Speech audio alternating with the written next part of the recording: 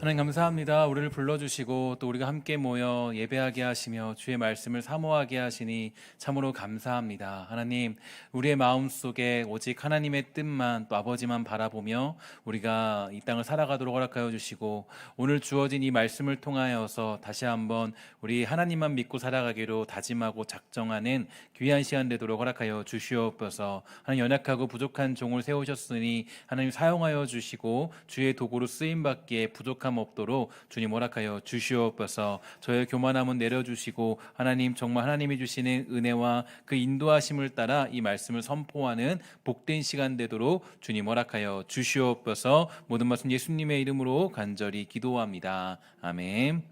오늘 우리가 함께 하는 말씀은 사도행전 19장 우리 21절과 22절 두 절 말씀입니다. 사도행전 19장 21절과 22절 말씀, 두 절 말씀을 우리 함께 한 목소리로 읽도록 하겠습니다. 사도행전 19장 21절부터 22절 우리 함께 읽도록 하겠습니다. 시작. 이 일이 있은 후에 바울이 마게도냐와 아가야를 거쳐 예루살렘에 가기로 작정하여 이르되 내가 거기 갔다가 후에 로마도 보아야 하리라 하고, 자기를 돕는 사람 중에서 디모데와 에라스도 두 사람을 마게도냐로 보내고 자기는 아시아에 얼마 동안 더 있으리라. 아멘.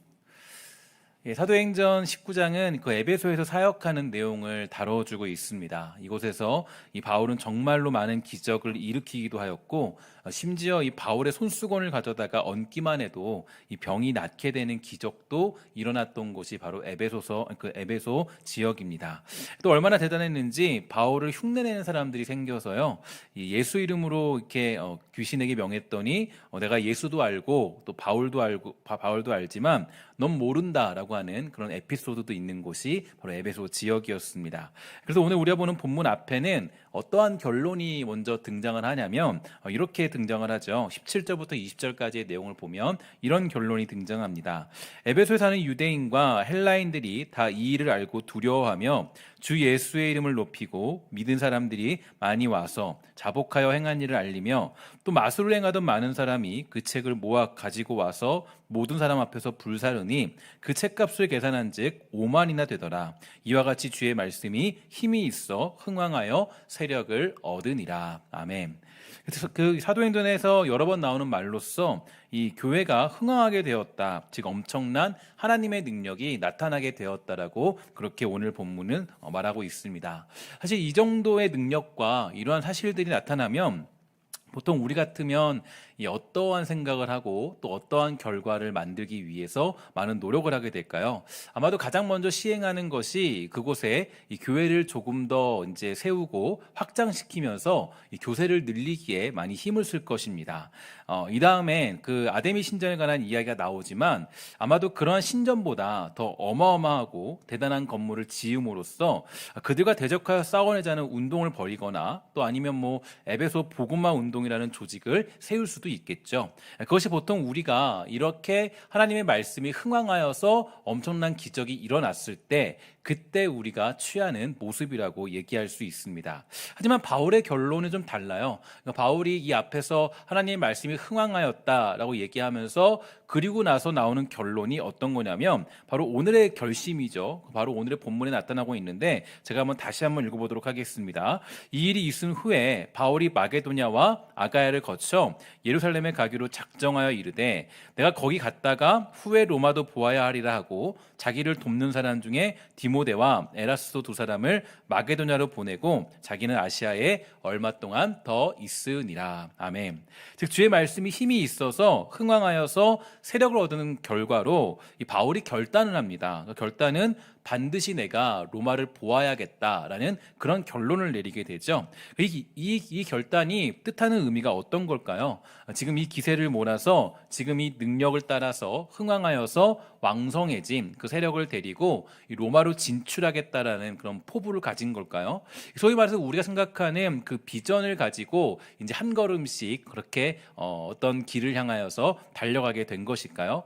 잘 아는 것처럼 사실은 그런 의미가 전혀 아닙니다. 그래서 바울은 그런 것에 대하여서 준비하고 있지도 않고 또 그런 것을 조직할 생각도 없고 그런 사업을 벌일 생각조차 하고 있지 않다라는 것에 우리는 조금 집중해 볼 필요가 있습니다. 사실 이것이 우리가 생각하는 비전과 성경이 말하는 비전의 차이가 여기서 등장하고 있는데요. 우리가 생각하는 비전은 이 나의 만족을 투영하여서 미래를 준비하고 미래를 잘 설계하는 것, 그것이 바로 우리가 생각하는 비전입니다. 그래서 이런 준비도 해야 되고 저런 일도 해야 되고 또 뭐 물 들어올 때 노 저어라 이렇게 해서 이런 놀라운 일이 벌어지게 되면 달려가야 된다, 더 많은 일을 감당해야 된다 이렇게 생각을 하지만 이 성경은 한 번도 그렇게 가르친 적이 없다라는 거죠. 이 성경이 말하는 비전은 사실 우리가 생각하는 비전과는 조금은 다른데 아주 중요하게 집중을 해주고 있습니다. 그래서 오늘 이 본문의 메시지를 조금 더 깊이 해석을 해보면 원문에 가깝게 번역을 해보면 이게 어떻게 쓰여 있냐면은 내가 로마도 반드시 보아야만 하겠다 이렇게 오늘 본문을 해석할 수 있게 되는데, 이것은 바울이 뭐 죽기 전에 뭐 로마에 가서 관광이나 좀 한번 해봐야겠다 그런 것이 아니라 자기의 남은 생애를 던질 마지막 전도지로 삼았다라는 그런 선포가 오늘 본문에 나타나고 있습니다. 특히 눈여겨볼 것은 우리말 성경에는 빠져 있지만 헬라어 원문에는 엔토푸뉴마티라는 것이 기록되어 있는데요. 이것은 이제 곧 주님의 영이신 성령 안에서 바울의 선포가 이루어졌다라고 그렇게 이야기하는 그런 원문이 나타나고 있는 거죠. 그 선포의 뿌리가 이 바울이 추구하고자 하는 비전을 따라 나온 것이 아니라 이 주님으로부터 주어진 비전이다라는 것을 명확히 오늘 본문이 밝혀주고 있습니다. 그래서 이 로마를 향한 이 발걸음은 이 바울의 개인적인 비전이나 내가 뭔가 어떤 것을 이루고자 하는 그런 개인적인 야망적인 것이 담겨 있는 것이 아니고 이 주님께서 그를 통하여서 궁극적으로 이루시는 그런 비전의 내용이 여기에 나타나고 있다라는 거죠. 바울의 인생에 대해서 살펴보고 이 본문에 대해 살펴보다가 정말 이 바울의 인생을 잘 풀어놓은 그런 한 목사님이 계신데 그 이재철 목사님이라는 분이 이 부분에 대해서 굉장히 잘 분석을 해놨더라고요. 그래서 제가 이것을 참고하여서 바울의 인생을 좀 해석을 해보면 그 주님을 대적하던 청년 바울이 먼저 등장하고 있지 않습니까? 근데 그 바울이요, 이 다메섹 도상에서 주님의 부르심을 받자마자 즉시 주님을 위해서 이 무언가 하려 했지만 주님께서는 허락하지 않은 인생으로부터 시작하는 것을 알 수가 있게 됩니다. 오히려 이 젊은 바울이 이제 이 사역을 시작할 때 그때 바울로 하여금 이 할 일 없는 실패자처럼 약 13년 동안이나 고향 다소에서 칩거하게 하셨고요. 이 젊은 바울에게 그 고통스러운 13년은요, 이 주님의 손에 의해서 새롭게 빚어지고 또 가다듬어지는 그런 은총의 시간이었습니다. 그래서 그 기간이 끝나자 주님께서 바울을 이 안디옥 교회 목회자로 불러내시게 되죠. 이 교회 목회자로 살아간다는 것은 사실 바울의 인생에는 전혀 계획이 없던 그런 인생이었습니다. 그래서 이 안디옥 교회 목회를 시작한 지 1년이 지났을 때 그때 주님께서는 이제는 이 바울과 바나바를 복음 전도자로 불러내세요. 그래서 이 지중해 세계를 누비고 다니는 1차 전도 여행을 시작하게 하십니다.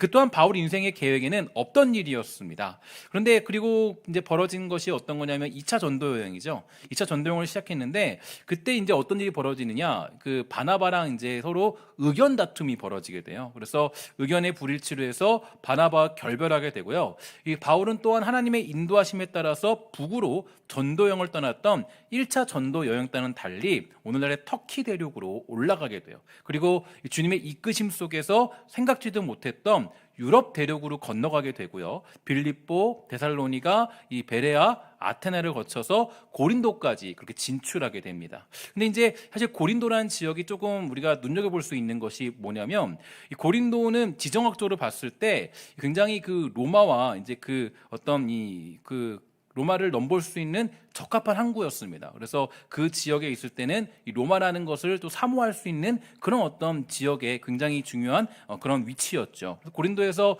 그가 1년 6개월이나 머물렀던 그 바울의 가슴 속에서는 아마도 그 로마에 대한 어떤 그런 이 포부가 아마 잡히게 되었을 것이고 로마가 깊이 그의 인생에 각인되는 시점이 이 고린도 지역에 있던 그런 순간이 아니었는가 이렇게 생각을 할 수 있습니다. 그래서 로마서 1장 13절에 의하면 그때 바울이 개인적으로 로마행을 생각한 적이 있지만 주님의 이끄심이 없었기 때문에 실행에 옮기지는 못한 것을 알 수가 있게 됩니다. 그리고 2차 전도 여행을 끝내고 이제 3차 전도 여행을 시작하여서 그 에베소를 다시 찾은 바울이 이제 오늘의 본문에 이르게 되는 거예요. 오늘 본문에 3차 전도여행까지 와서 이르게 되는데, 이렇게 오늘 본문까지 와서야 이 로마 전도의 위대한 비전을 선포하게 되죠. 그러니까 이 비전을 선포하기까지는 무려 몇 년이 걸렸느냐? 20년이 걸렸어요.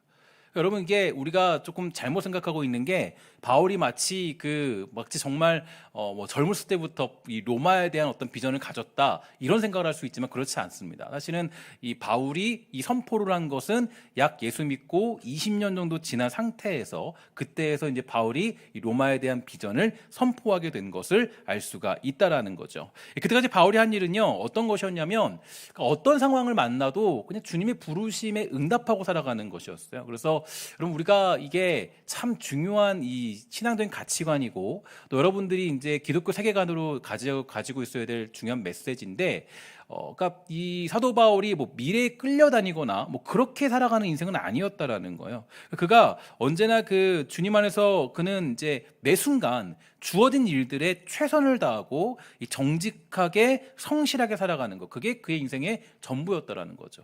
저도 이제 이런 생각을 정말 많이 하는데요. 그러니까 언제나 하나님은 하나님의 방법대로 일하십니다. 그러니까 내가 원하는 대로, 하나님 내가 이렇게 꿈을 꾸니까, 내가 이렇게 원하니까 이렇게 해주세요.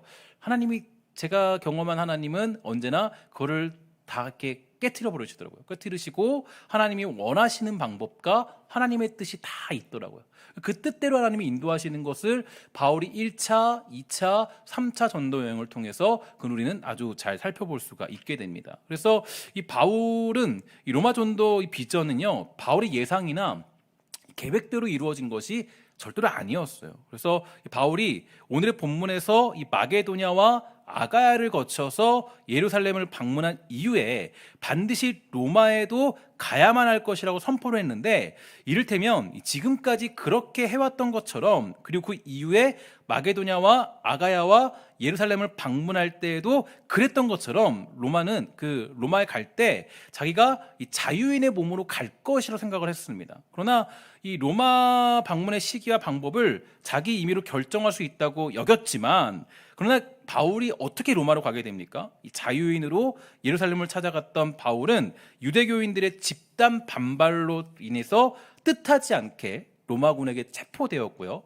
로마 총독이 있는 가이사라로 옮겨져서 2년 동안이나 옥에 갇혀서 지내게 돼요. 그러니까 사실 이런 상황이 왔을 때는 로마로 갈 수 있을까라는 그런 생각이 들 수 있지만, 사실 아마 그는 하나님이 주시는 확신이 있었던 것 같아요. 로마로 갈 수 있을 거다라는 확신을 보이고 있거든요. 그러니까 그가 이제 이 어떤 자유인이 아니라 죄수의 신분으로 로마에 압송됩니다.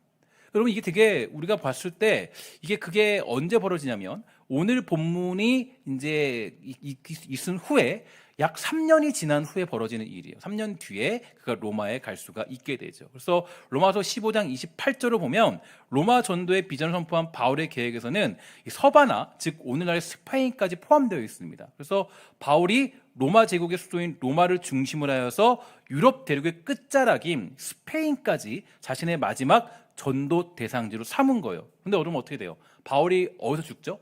로마에서 죽어요. 참수형을 당해요. 그러면 그러니까 바울이 계획했던 삶하고는 달라요. 바울은 사실 스페인까지, 땅끝까지 가는 게 그의 목표였지만, 그러나 결국에는 그는 로마에서 이 참수형을 당하게 되고, 스페인의 계획은 완전히 무산되고 말죠. 그러니까 이처럼 이 바울의 그 예상과 주님의 방법은요, 완전히 달랐습니다. 그러니까 우리가 조금 이 신앙을 가지고 예수 믿고 살아가고, 또 우리의 삶을 이제 돌아볼 때 조금 많이 고려해야 될 그런 모습들이에요. 그러니까 우리는 보통 이 하나님과 어떤 그런 이 관계, 또 우리가 신앙생활할 때 가장 많이 우리가 이 오해하는 것이, 하나님을, 그러니까 내가 원하는 방향, 내가 필요한 일들, 내가 이끌고자 하는 곳, 내가 가고자 하는 생각들, 거기에 우리가 하나님을 오히려 이제 데려와서 거기에 끌고 가는 경우가 많이 있죠. 그런데 하나님은 그렇게 하지 않으세요. 하나님은 우리를 하나님의 방법과 하나님의 방식대로 우리를 이끌어 가십니다. 그래서 이 바울은, 그러니까 언제나 이 바울의 자세는 어떤 자세냐면은 이 주님의 이끄심에 자신을 철저히 맡기고 그 비전을 따라 살아가는 사람이 바울이었어요. 바울에서 볼 수 있는 거는 그가 언제나 하나님의 그런 뜻에 민감했다라는 거예요. 하나님의 뜻에, 하나님이 인도하시는 길에, 그리고 언제나 그 길을 쫓아서 살아갔다라는 겁니다. 그래서 결국 사도행전의 마지막 결론이 여러분 무엇입니까? 제가 사도행전 이 강의를 굉장히 오래 했는데, 이 강의하면서 서론부터 계속적으로 강조하던 것을 기억하는 분이 있을지도 모르겠는데요. 사도행전의 결론이 사실 우리에게 굉장히 충격적이에요. 굉장히 충격적입니다. 저는 개인적으로 충격적이었어요. 어떤 겁니까? 사도행전 28장 30절부터 31절입니다.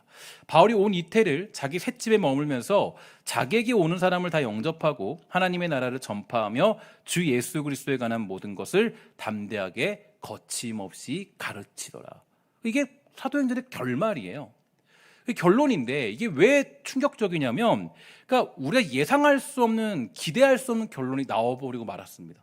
그러니까 보통 이 교회가 흥황하고 사도행전 같은 역사가 만약에 일어난다면 우리는 아마 여기서 끝나지 않고 아마 이제 다른 것들을 많이 생각을 하게 될 거예요. 야, 이 정도의 역사가 있으면, 이 정도의 기적이 있으면, 이 정도의 대단한 일들이 있으면 아마도 이제 뭐 그 하나님의 역사가 일어나고 대단한 기적과 불굴의 의지, 뭐 역경을 이겨낸 사람들의 이야기가 수두룩한 사도행전의 역사들, 그 결론이 하나님의 나라를 전파하며 주 예수 그리스도에 관한 모든 것을 담대하게 거침없이 가르치더라예요. 이게 엄청난 교회를 세우고, 뭐 사실 생각하는 그 결론은 엄청난 교회를 세우고 뭐 빚을 무한정 내서 교회 건물 짓는 것, 그런 말도 안 되는 짓을 여기다가 이제 대입시킨 게 아니라 맨 마지막 결론은 그냥 하나님의 나라를 전파했다, 이게 끝이에요. 이게 우리에게 주는 도전이죠. 이 시대 가운데 주는 도전이에요. 이 시대 교회와 성도와 우리들에게 주는 도전입니다. 그러니까 그저 예수 그리스도의 이름을 담대히 굳건히 전한 것이 바울의 결론이고요. 사도행전이 우리에게 지지해주는 아주 중요한 그 신앙의 결론적인 메시지예요. 너 예수 믿고 뭐 할 건데? 예수 믿는 사람의 결론이 뭐야? 이 결론에 대한 퀘스천에 대해서 답이 뭐냐면 사도행전 마지막 절이에요. 거침없이 담대하게 하나님의 나라를 전파했더라. 너가 뭘 했냐? 어떤 걸 했냐? 어떤 걸 가졌냐? 얼마큼 뭔가를 세웠냐? 뭐를 어떻게 했냐? 그게 중요한 질문이 아니라, 대답이 아니라, 하나님이 주시는 원하는 대답은 하나님의 나라를 거침없이 담대하게 너에게 주어진 삶에서 전파하고 나타냈느냐라는 거예요. 저는 이 사도행전을 연구하면서 이 결론이 주는 도전이 저에게는 굉장히 많이 컸습니다. 그러니까 목회자로 살아야 하는 이 나의 인생의 비전은 뭐고, 또 어떤 목회자로 살아가야 되는가, 믿음의 인생은 무엇인가라는 그런 이 수많은 고민을 정말 많이 합니다. 그러니까 거의 뭐 매일 한다고 보면 되겠죠. 목회자의 고민은 항상 내가 어떻게, 어떤 목회자가 될까, 항상 그런 고뇌 속에 살아가요. 근데 정말 사도행전을 연구하고 이 어떤 결론들을 보면요, 정말 부끄럽죠. 언제나 주님 원하시는 결론은 사도행전의 결론인데 우리가 추구하는 결론은 달라요. 예수 믿는 사람들의 결론은 이게 아닙니다. 예수 믿는 사람들의 결론은 하나님의 나라를 담대히 전파하고 내가 거침없이 증거하고, 이게 우리 결론이 아니에요. 우리가 원하는 결론은 사실은 많은 경우에 다른 데 있는 경우가 굉장히 많이 있다라는 거죠. 이거는 참 우리가 안타까운 모습이고, 또 우리가 다시 한번 우리의 신앙을 되돌아야 될 그런 모습들입니다. 내가 꿈꾸는 예수는 누구이고 교회가 추구하는 예수는 무엇인가? 저와 여러분들은 곰곰이 생각해 볼 필요가 있습니다. 우리 주님은 분명히 우리에게 말씀해 주셨어요. 마태복음 7장 30절과 33절에 보니까 이렇게 말씀하시죠. 그러므로 염려하여 이르기를 무엇을 먹을까, 무엇을 마실까, 무엇을 입을까 하지 마라. 이는 다 이방인들이 구하는 것이라 너희 하늘 아버지께서 이 모든 것이 너희에게 있어야 할 줄 아시느니라. 그런즉 너희는 먼저 그의 나라와 그의 의를 구하라. 그리하면 이 모든 것을 너희에게 더하시리라. 그러므로 내일 일을 위하여 염려하지 말라. 내일 일은 내일이 염려할 것이요 한날의 괴로움은 그날로 족하니라. 이 말씀을 통해서 여러분 뭘 볼 수 있습니까? 예수님은 미래에 대한 이야기를 하고 있지 않아요. 예수님은 우리에게 야 그거 너가 걱정할 게 아니야. 너는 주어진 일에, 주어진 상황에, 그 현재 속에서, 주어진 삶 속에서, 현재, 지금 그 시간 속에서 하나님의 나라를 거침없이 담대하게 선포하는 인생으로 사는 것. 이게 우리의 가장 중요한 목표라는 거예요. 그래서 사실 그리스도인들의 많은 오류가 어디 있냐면, 우리의 많은 경우는 미래에 초점이 맞춰져 있습니다. 미래에 어떻게 될 것인가? 야, 내 자녀는 미래에 어떻게 될 것인가? 내 남편은 미래에 어떻게 될 것인가? 내 가정은 미래에 어떻게 될 것인가? 내 인생은 미래에 어떻게 될 것인가? 근데 예수님은 한 번도 미래에 대해서 얘기하신 적이 없어요. 종말을 제외하고는 미래에 뭐가 어떻다, 걱정하지 마. 그렇게 얘기한 적이 없으세요. 언제나 뭐라고 그러세요? 야, 그거 다 이방인들이 구하는 것 아니니? 미래에 집중하는 그거는 그 이방인들이 구하는 거 아니니? 우리가 비전에 대한, 하나님에 대한 소망을 가지고 살아가는 것과 나의 원하는 것을 투영하여서 살아가는 것은 완전히 다른 의미가 되는 겁니다. 사실 예수 믿는 우리는 내일을 위해 산다라기보다는 오늘을 위해 살아가는 거예요. 그래서 내일 일은 뭐라 그러죠? 내일 염려해라. 내일 염려해. 오늘 주어진 상황에 이 사도 바울이 그랬던 것처럼 거침없이 담대하게 하나님의 나라를 너의 삶으로 나타내고 증거하고, 그걸 통해서 정말 너가 할 일을 다 감당해라. 왜 여러분들이 사업장으로 가게 되고, 왜 우리가 가정으로 파송받고, 왜 우리가 각각의 위치와 누구들을 만나고 여러 가지 일들을 경험하게 되는 걸까요? 하나님의 나라를 거침없이 담대하게 선포하라고 우리에게 주신 자리가 아니겠습니까? 우리는 그래서 그 주어지는 삶과 하루를 살아가는 겁니다. 그래서 지금 주님의 마음과 그분의 뜻과 성령님의 조명하심에 따라서 현재를 살아가면서 주시는 길에 집중해야 돼요. 그런데 우리는 정말 많은 경우에 내일을 위해 살아가요. 자기 미래에 예수를 투영시키죠. 무엇이라도 하나 더 얻어가지고 누리고 쟁취하려고 합니다. 하나님, 당신이 만물의 주인이 아닙니까? 그러니까 이거 정도 좀 내놓아도 아무 상관없지 않아요? 마치 재산을 미리 달라는 이 둘째 아들과 같습니다. 우리는 하나님께 받은 복이 있어요. 하나님이 우리의 모든 죄를 용서하시고 또 우리를 그 하나님의 나라로 인도해 주시는 놀라운 축복을 받지 않았습니까? 우리 모두 예수 그리스도의 보혈로 말미암아 우리는 미리 그 복을 다 받은 사람들이에요. 근데 우리가 많은 경우에 둘째 아들처럼 어차피 저 줄 거 아니에요, 하나님. 그러니까 오늘 좀 내놓으세요. 사실 그렇게 협박하는 게 우리들의 모습들이죠. 근데 사도 바울이 그런 인생을 살지 않았다는 거예요. 우리의 결론은 사도행전의 결론으로 가야 되는 겁니다.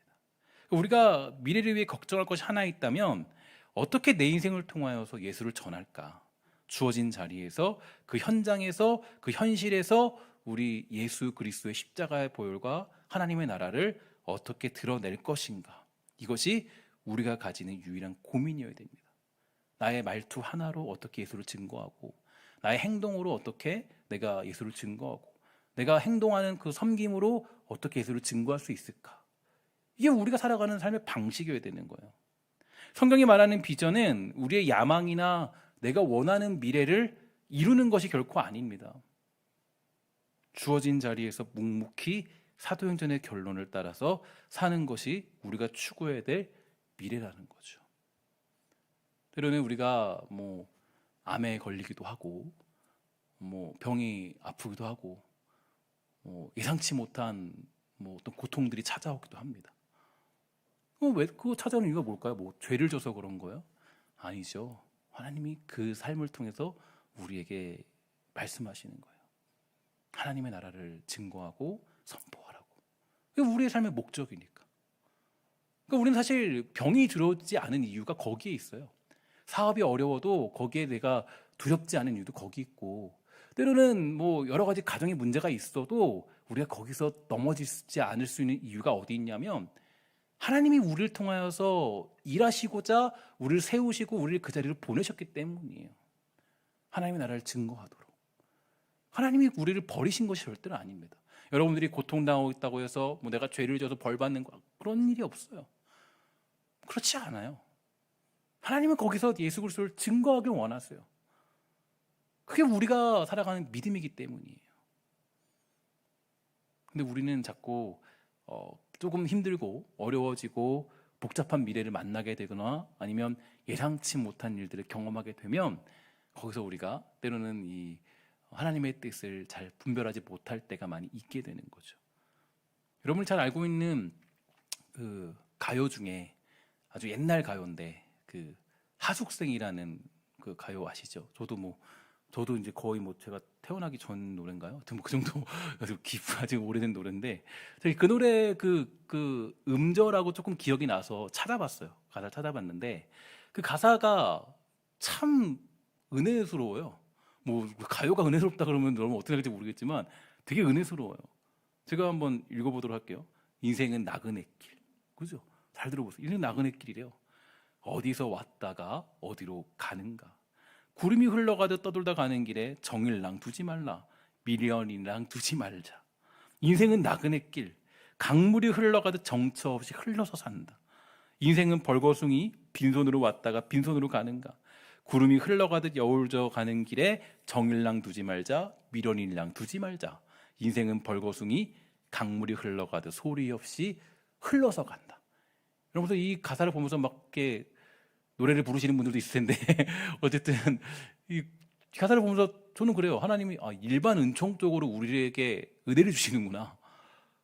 그런 곡들이 좀 있어요. 가끔씩 보면 하나님이 일반적으로 우리에게 깨닫게 하시는 부분들이 좀 있는 것 같아요. 근데 제가 이 가사를 보면서 느낀 게 뭐냐면 일반 사람들이 얘기하는 거예요. 인생 뭘 머물려고 뭘 가지려고 그렇게 발버둥 치고 있냐. 나그네 길인데.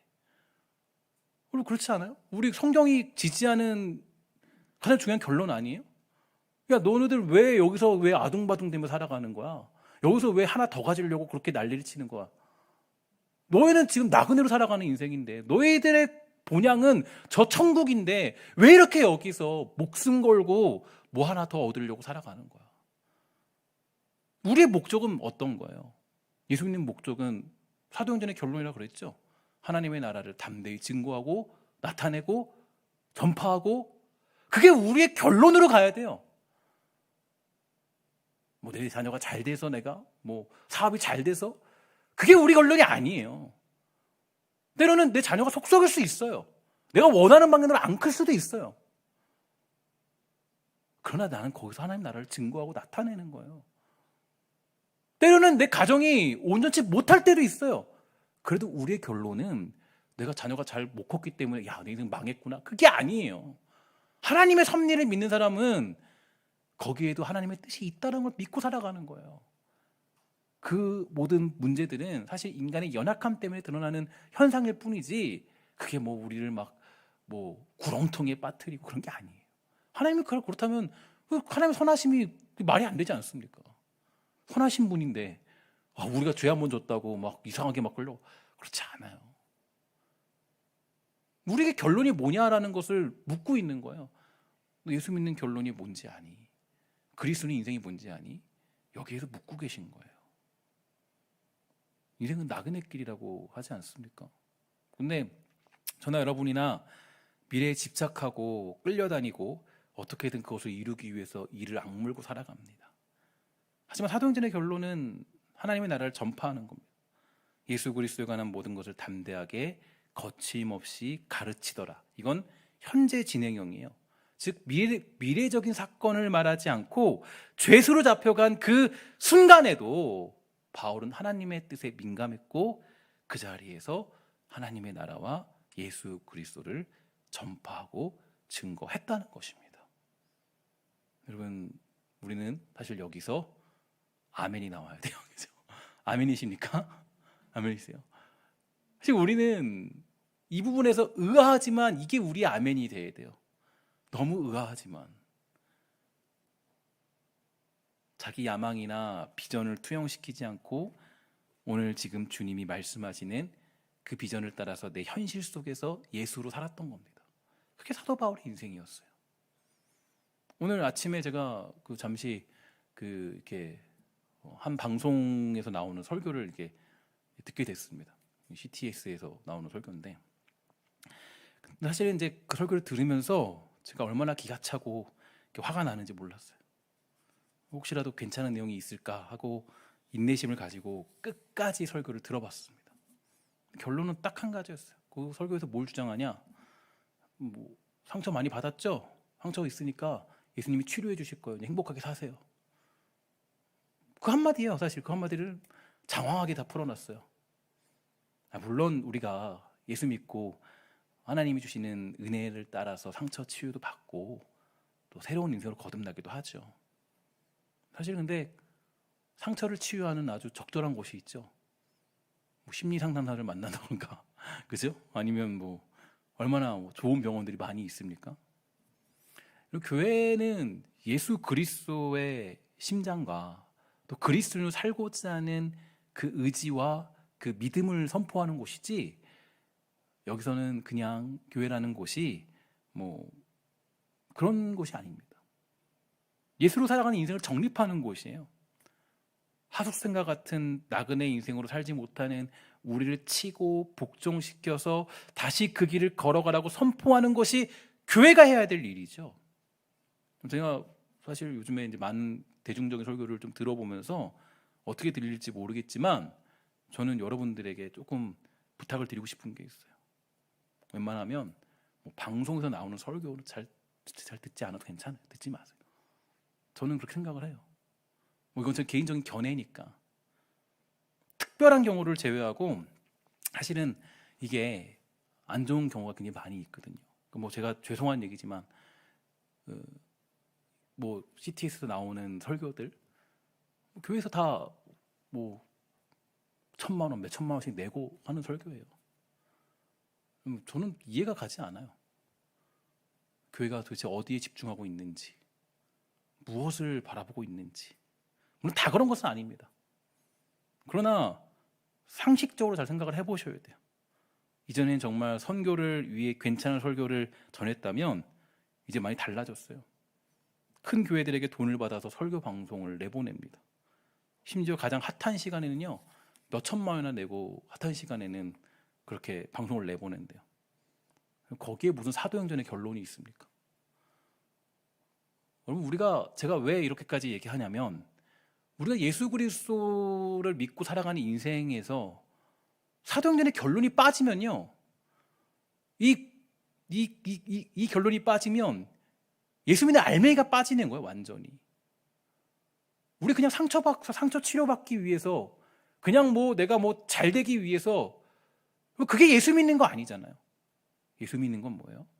예수 그리스도로 살다가, 그의 제자로 살다가, 주님 가신 길 나도 걸으며 살다가, 우리도 그 길 걸으며 살다가 주님 부르시면 가는 게 우리의 믿음 아니겠습니까? 주님이 부르시면 가는 거. 주님이 말씀하신 대로, 주님이 원하신 대로, 주님이 보여주신 대로 그 길을 살기 위해서 몸부림치다가, 그러다가 뭐 하는 거예요?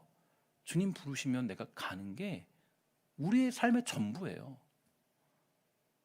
근데 많은 경우가 사실 그렇게 살지 못하도록 호도하고 있는 게 안타까운 요즘 시대의 타락이고 문제라고 생각합니다.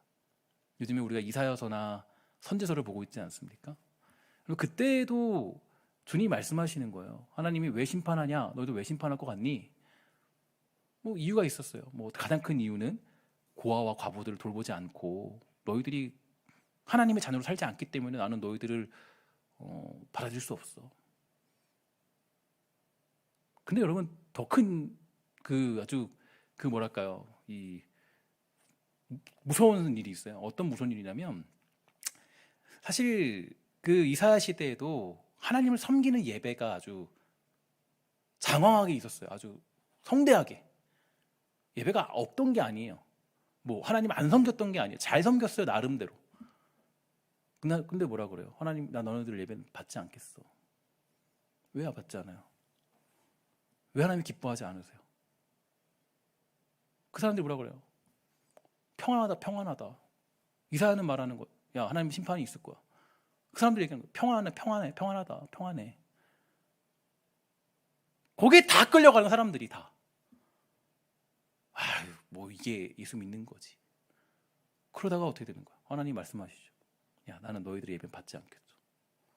우리가 예수 믿을 때 우리의 결론을 잘 가지고 계셔야 돼요. 여러분들이 정말 제가 수요 예배는 조금 심오하게 말씀을 좀 드리고 조금 제가 깊이 좀 말씀을 드리는 부분이 있는데, 여러분 정말 예수 믿을 때 잘 믿으셔야 돼요. 하나님 믿는 것이 뭔지를 잘 고민하셔야 돼요. 내가 정말로 예수 믿는 게 뭔지를 잘 고민하셔야 돼요. 내가 받은 직분을 왜 받았는지, 내가 왜 예수 믿고 살아가는 그런 자리에 부름 받았는지, 하나님은 나를 왜 부르셨는지 우리는 잘 기억하셔야 돼요. 끝없이 연구하고 생각하고 묵상하고 하나님의 뜻을 바라보고, 그게 우리가 살아가야 되는 모습입니다. 사실 우리는 교회와 세상을 혼동할 때가 많이 있어요. 그건 앞에 있는 저도 마찬가지입니다. 이번 코로나 사태를 좀 지나면서 저에게는 불만도 많았어요. 걱정도 많고 여러 가지 생각들이 있었지만 그래도 감사한 것이 무엇인가에 대해 한번 찾아보기 시작했습니다. 불만은 많지만 감사한 게 뭔가 생각해봤어요. 제가 이제 막 목회를 시작한 이 꿈 많은 목회자 아니겠습니까? 그런데 이런 일이 터지고 나니까 뭔가 왕성이 어떤 일이 일어난 것은 고사하고 많은 교회들이 다 얘기하는 게 현상 유지하는 것도 힘들다, 어렵다. 제 생각과 계획과는 완전히 다른 세상을 저는 만나게 된 거죠. 그러면서 오늘 본문이 제 눈에 들어왔어요. 이 일이 있은 후에 바울이 마게도냐와 아가야를 거쳐 예루살렘에 가기로 작정하여 이르되 내가 거기 갔다가 후에 로마도 보아야 하리라. 바울은 로마에 가고자 하는 비전이 있었지만 자기가 원하는 방식은 아니었어요. 자기 뜻은 아니었어요. 하나님의 방식대로 그는 결국 로마에 가게 됐고, 로마에 가서 그는 복음을 전하는 사람으로 살게 되었습니다. 그가 로마에 가게 된 방법은요, 바울로 봤을 때는 굉장히 말도 안 되는 상황이죠. 근데 사실 그가 로마에 가게 된 방법은 하나님의 놀라운 축복이었습니다. 보호하심이었어요. 유대교인들이 못 박아 죽인 예수님께서 부활하신 예수님을 증언하는 바울에 대한 유대교인들의 적개심은요, 날이 갈수록 고조된 상태였고 급기야 예루살렘의 바울을 죽이려는 암살단이 구성될 정도였습니다. 그래서 사도행전 23장 12절과 13절의 증언에 따르면 40명 정도로 구성된 암살단이 있었어요.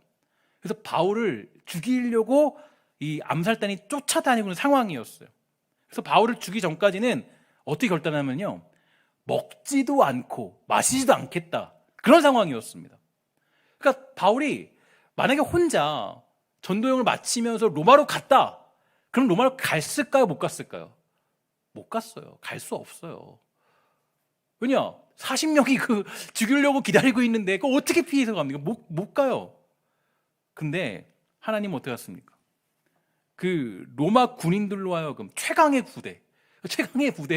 부대들을 그에게 붙이셔서 그들이 활동하지 못하도록 하셨어요. 그리고 하나님의 뜻을 따라서 로마로 그는 갈 수 있게 된 거예요. 이게 하나님의 방법이라는 거죠. 그래서 우리가 잘 생각하셔야 돼요. 우리의 생각과 하나님의 생각은 완전히 다릅니다. 내 뜻은 사실 너무나도 미약한 생각이에요. 내 생각은 대부분 경우가. 하나님의 계획을 우리는 사실 짐작하기가 어려워요. 짐작할 수도 없어요. 어떻게 이끌어가는지, 지금 내가 겪는 이 고통이 어떤 복음의 빛을 발휘하게 될 건지, 내가 지금 겪고 있는 이 상황이 어떻게 훗날 100년 뒤에 어떤 일이 벌어질지 아무도 모르는 거예요. 그게 그래서 우리가 살아가는 아주 중요한 방식이죠. 그래서 우리 지금 저는 우리가 이 마스크를 쓰고 예배를 드리는 이 모습이 너무너무 힘들잖아요. 여러분, 벗고 싶잖아요. 벗어내고 싶잖아요. 근데 어때요? 정말 그런 생각도 해봐요. 나중에, 그죠? 후대에서 우리 마스크를 쓰고 예배하는 모습을 한번 누가 본다고 생각해 보세요. 야, 그 자리에서 예배하는 그들의 모습을 보면서 어떤 은혜를 받게 될까요? 뭐 어떤 일이 할지 모르겠지만 하나님은 그러신 분이더라고요. 그러니까 하나님은 자기 비전을 완벽하게 실행하시는 분입니다. 단 중요한 게 있어요. 내 생각과는 달라요. 내 비전과는 달라요. 내 뜻과는 달라요. 그래서 우리가 하나님을 내 비전에 투영시키려고 하지 마시고, 여러분들과 제가 지금부터 노력해야 될 것은 내가 하나님의 도구로 쓰임받겠습니다라는 것이 가장 좋은 방법이 되는 거고, 그게 우리가 하나님만을 믿고 살아가는 삶의 모습들이 될 수 있다라는 겁니다. 여러분, 우리 측량할 수 없는 하나님의 지혜와 그분의 인도하심이 저와 여러분들과 함께하고 있다는 것을 여러분 믿게 되기를 주의 이름으로 간절히 부탁을 드리겠습니다. 여러분, 지금 뭐 실패가 있습니까? 고난이 있습니까? 걱정이 있습니까? 믿지 못할 상황들에 주저앉지 마시고, 여러분, 우리 하나님이 인도하시는 길이라는 것을 믿는 믿음이 있게 되기를 주의 이름으로 간절히 축원합니다. 여러분, 지금 우리가 겪는 이 현실들 너무 복잡해 보이고 너무 힘들어 보이고 너무 피하고 싶은 일들이 아마 앞에 아주 산재에 있을지 몰라요. 그러나 그 길에서 여러분 충성을 다하며 살아가는 거, 그 길에서 하나님의 뜻이 있음을 믿고 살아가는 거, 그게 뭐예요? 바로 그분을 믿고 살아가는 믿음의 사람들의 모습들이 되는 것입니다. 여러분, 우리 그런 믿음들을 가지고 하나님의 비전을 따라 살아갈 줄 아는 우리 믿음의 사람이 다 되시기를 주의 이름으로 간절히 소망합니다. 기도하도록 하겠습니다. 하나님, 감사합니다. 이 땅을 살아가며 나아갈 때 우리가 나의 뜻과 나의 생각으로 하나님을 끌어맞추는 것이 아니라 우리가 하나님의 뜻 앞에 엎드려 주님의 뜻을 따라 살아갈 수 있도록 허락하여 주시옵소서. 우리의 욕심들을 내려놓고 우리의 욕망들을 내려놓고 하나님, 오직 하나님의 뜻이 어디에 있는가, 하나님이 원하시는 것이 무엇인가에 대해서 고민하며 묵상하며 그 자리를 향하여 하나님을 믿고 살아가는 복된 성도가 다 되도록 주님 허락하여 주시옵소서. 이 시대가 점점 타락해지고 있습니다. 예수를 예수로 가르치지 않고, 하나님을 하나님으로 가르치지 않고, 기독교를 기독교로 가르치지 않고, 하나님, 이상한 것들로 우리를 양육하려 하고 우리를 끌고 가려 합니다. 예수를 믿고 있지만 예수를 믿는 게 뭔지도 모르는 이 세상 속에 살아가는 안타까운 현실 속에 사랑하는 신성교회 권속들은 예수를 믿는 그 자부심과 기쁨이 있도록 주님 허락하여 주시옵소서. 모든 말씀 예수님의 이름으로 간절히 기도합니다. 아멘.